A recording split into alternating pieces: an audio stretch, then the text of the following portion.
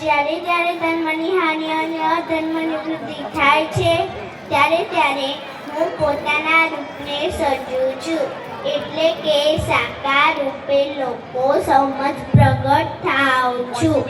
અધ્યાય 4 શ્લોક 8 પરિત્રાણાય સાધૂનાં વિનાશાય દુષ્કૃતાં ધર્મ સંસ્થાપનાર્થાય સંભવામિ યુગે યુગે સંભવામિ યુગે યુગે.